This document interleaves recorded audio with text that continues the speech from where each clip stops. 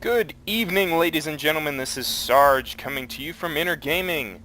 I am going to do a new segment this time, a ship review in Star Trek Online. As I level up again and go through all the different ship classes, I figured I'd give all of you a quick look and overview of how each ship performs. Now this one is the Miranda class, a slightly upgraded variant from what you saw in Star Trek II, but it certainly has that Miranda feel. Alright, now let's go over here. It's got two 4 weapons, one deflector slot, one impulse slot, one shield slot, one aft weapon slot, 2 device slots, and one engineering, science, and tactical console. It has a crew complement of 200. Base rate is 50% recovery per minute. A live crew, 200. Oh, that's my crew complement right now, as of this moment. Stealth detection rating. This is a factor to improve the detection of stealthy opponents. I have 0. But that's because I don't have any consoles or deflectors or anything like that to help me detect them. Defense. It has 10,000 hull, which is actually pretty low. I mean, in the beginning of the game, since this is your first ship, there's not much that you can do. But it's pretty low as compared to the higher tier ships.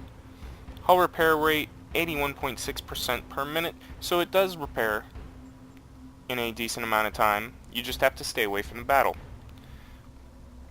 Shield regeneration rate 165 shield per 6 seconds. Now this does change per shield. See, right now I've got uncommon ship shields Mark II, and it has a heavier resistance towards disruptor damage, additional 20% resistance to disruptor damage. Now I've also got this shield array right here. It's a regenerative shield array, and that is supposed to regenerate even faster than this shield set that I have right now. And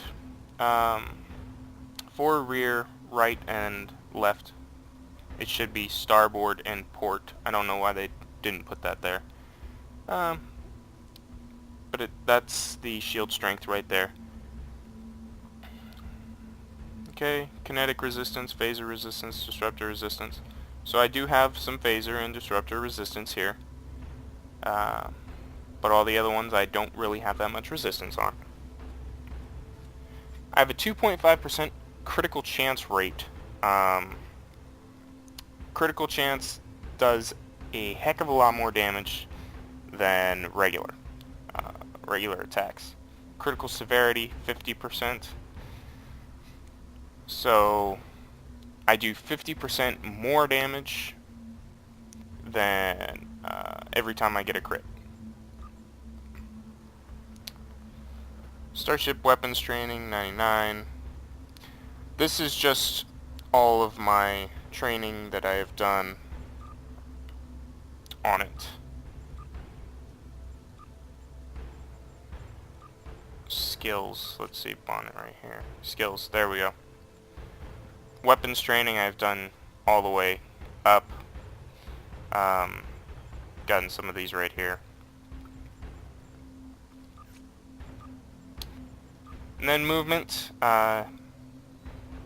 determines how quickly your ship accelerates and decelerates. A high inertia value makes you reach your target speed faster.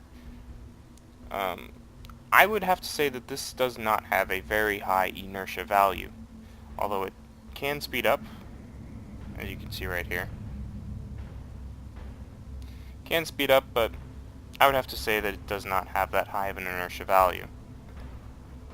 Flight speed 26.6 on impulse.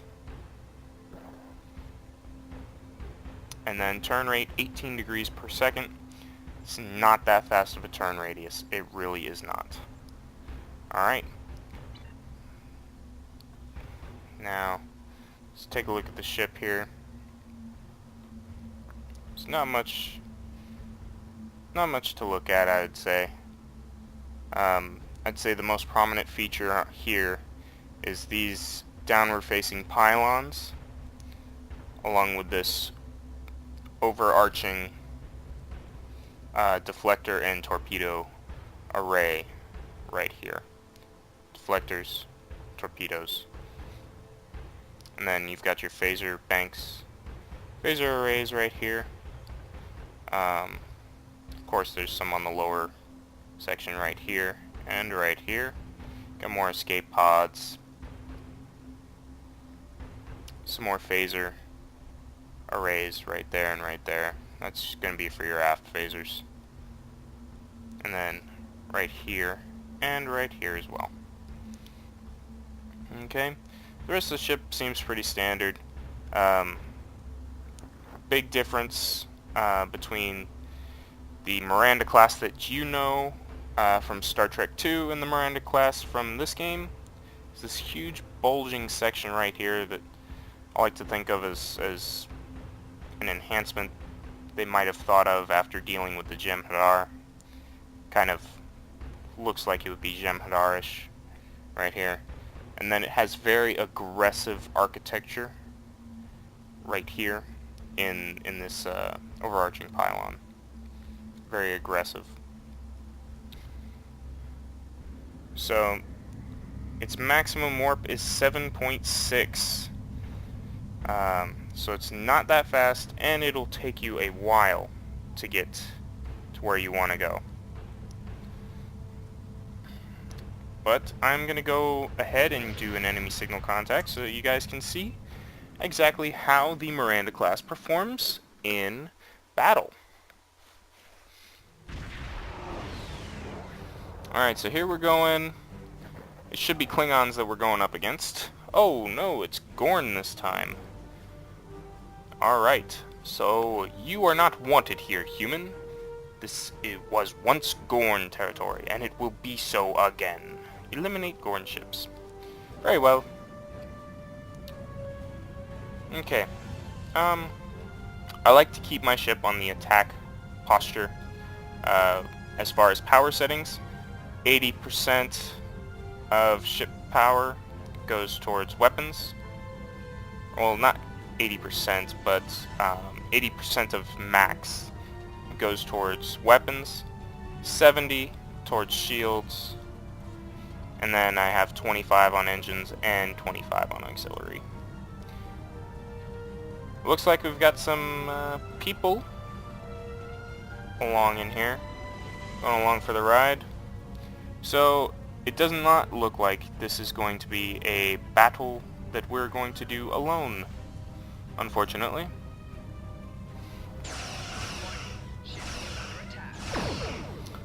I've also got quantum torpedoes up in here. Oh, he disabled my phaser array.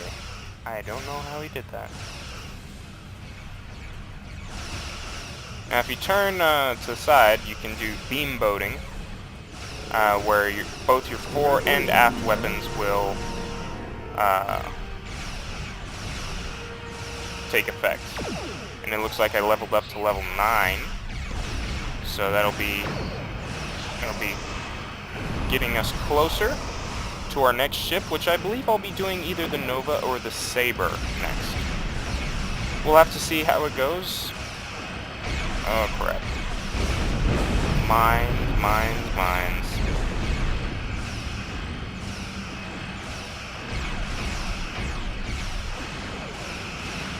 And we're joined here by... What is that guy flying? Ah, one of the 4 pylon ones. I believe it's the Phoenix? I'm not too sure.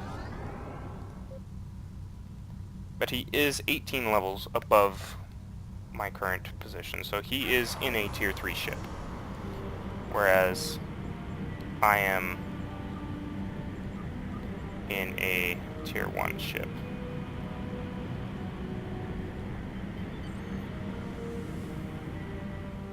Let's engage here. Now when you go to full impulse on any ship, your power levels are going to drop for your weapons and your shields, so you're going to want to be mindful of that as you're going into battle, especially with somebody who's going to be at a higher tier than you are. And we killed that guy off pretty quickly there. And of course I get hit by the mines. And not that guy. What's up with that? Huh? Alright, so he leaves the match, but I do not believe there are any more targets for us to go after. Alright. So let's exit to sector here. Now one thing the Star Trek Online does do is, because you're in the year 2409, transwarp has already been discovered, and it has been somewhat perfected. So what we can do is we can transwarp back to Earth. Right here. We could also transwarp to a fleet starbase. However, I am not in a fleet, so I can't transwarp to a fleet starbase.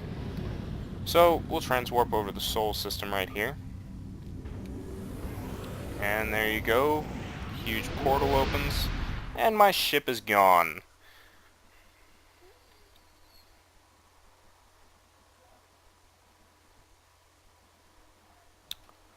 Alright, so as we load up Sol here, for those of you who have not known me, I have been a huge Star Trek Online fan, but due to work issues, I had to leave Star Trek Online alone for a few months back when Perfect World took over. And because they went to free-to-play and I wasn't playing the game, I decided to cancel my premium account and just do the free-to-play account. However, when I did that, and I left it alone for a few months, they completely wiped out my account. I had 26 ships. 26! I had everything but the Sovereign class, which is right over there. Pretty much. So I was kind of crushed. Now that I'm back into it, I figured I'd just take the opportunity to go around and give you reviews of all the different ships that are coming through the channels. The Miranda has been in since day one. However, there are some ships that haven't. And when are they going to get Mars? When? Oh, and speaking of transwarp, there is a cooldown. 13 minutes, so it's about a 15-minute cooldown. And as well as that, there are also particular ships that have the capability to transwarp to different sector blocks. Different star bases and different sector blocks, such as the Excelsior class. Has a pretty nice little transwarp there. Alright, so I'm going to dock,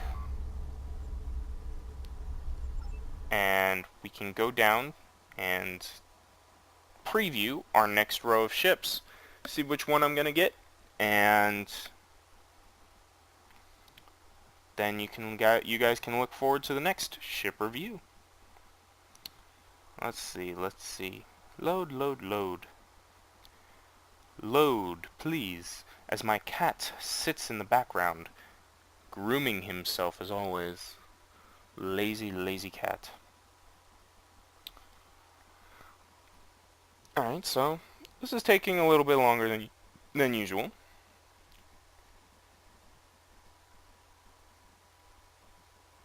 Oh, and I would also like to apologize to anybody who has been subscribing to my channel or looking out on my channel for new videos. I haven't posted any recently within the past week or so because I've been dealing with the Air Force. Last Wednesday I went to MEPS, which is a military entrance processing station, for a complete physical, and passed with flying colors.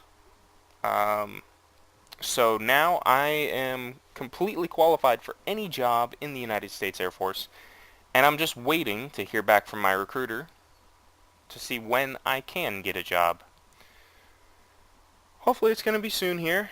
Got some bills to pay. I mean, YouTube is helping, but 60 cents over the past month, that's not much. Although I can't complain because it's 60 cents that I didn't have before. And I do this as a hobby and not as a source of income. Alright, so we are loaded here into Earth Star Dock. Alright. Captain Sulu is back on Earth Space Dock. That was a running joke for a while there. A lot of people were asking, where's Sulu? Where's Sulu? I guess it's a running joke from one of the movies. Alright, so now we are here. And we can go down and preview some of the ships. I mean, it's not as good of a preview as you'd like. Oh, take a look at that right out there. We've got the bad boy Odyssey class right there. I believe that's another Odyssey right there. Is that a variant of the Akira? I have no... It looks like it would be a variant of the Akira. And then you've got the Ambassador up front, famously for the Enterprise C. And then the Galaxy class right here for the Enterprise D. Got some work bees buzzing around. What is that ship in the back? I believe that's another Odyssey. Maybe. I don't know. Alright. So let's go over here and take a look at what ships I can get. I would like to browse your selection, please. Okay, so currently I am in the light cruiser Miranda class. Alright, so now what I'm going to do is I'm going to check out Lieutenant Commander, which is my next rank, which I'll be getting soon here. We've got the cruiser here, which famously the Enterprise, famously known for the Enterprise. Here's the Constitution 1700A. I like the 1701 better. However, can't really do much about that. Although you can rename the ships, you just cannot name them Enterprise. Alright, and then we've got the Saber class right here, which first appeared during the Borg invasion, I believe at Wolf 359. It's a tough little ship here. Base hull of 15,000. The light cruiser has a base hull of 19,500, which is nearly double what I have right now. But it is a lot slower in the turns. 9 degrees per second. 2 forward weapons, 2 aft weapons, 1 shield modifier, 4 device slots, which is double what I have now. And then you've got 2 engineering consoles, 1 tactical, and 1 science. You also have these bridge officer stations right here. 1 science, 1 lieutenant engineering, 1 ensign engineering, and 1 ensign tactical.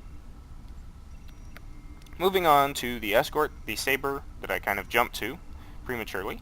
Alright, so we've got 1 tactical, 1 ensign tactical, 1 lieutenant tactical, 1 ensign engineering, and 1 ensign science. You also have 1 engineering, 2 tactical, and 1 science console. 3 forward weapons.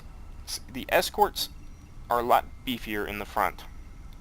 It's got 1 aft weapon slot, base hull of 15,000, shield modifier 0.9, base crew of 50, so it is a much smaller ship than what I have now. My current ship has 200 crew members. It has similar turn rate, 17, and 2 device slots. Then you've got the Nova here, which first showed up in the episode Equinox on Star Trek Voyager. Nova class science vessel. You've got 1 ensign tactical, 1 ensign engineering, 1 ensign science, and 1 lieutenant science. 1 engineering, 1 tactical, and 2 science consoles. 2 forward weapons, 2 aft weapons. 13,500 hull. So it does have a lower hull than these two, but it is a science vessel. This one usually stays in the back of the fight. Base turn of 15, base crew of 100, and 3 device slots with a shield multiplier of 1.3. It has a higher shield multiplier because it is a science vessel. Science vessels usually have better shielding and better overall capabilities as far as defense. So which one should I get? I am actually thinking about getting either the Nova or the Saber.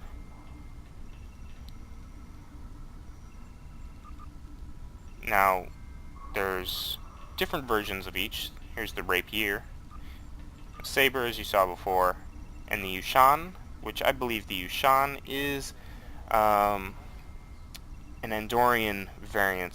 Somebody on Andoria decided to change the look. Then for the science vessel, you've got Nova, the Quasar, and the Aurora. I particularly do not like this design. The Quasar, it's okay. It looks much beefier. Looks like you don't want to pick a fight with it. However, I much rather prefer the Canon Nova class. And then here you've got the Constitution, the Excalibur, which the Excalibur was put on the front of Star Trek Online when it first came out as basically the flagship ship of Star Trek Online. It does look very nice. It does look like a Sovereign mixed with a Constitution class. And then you've got the Vesper right here, which is much more slender. If you look right here, it's definitely much more slender as far as the pylons go, but it still retains that new look. However, I also believe that this new look goes hand in hand with the Terran Empire that you will face later on in the game. Alright, so which one would you guys like to see next? A cruiser, Constitution class, escort, Saber class, or science, Nova class? Please leave a comment below, and don't forget to subscribe. This is Sarge, signing out.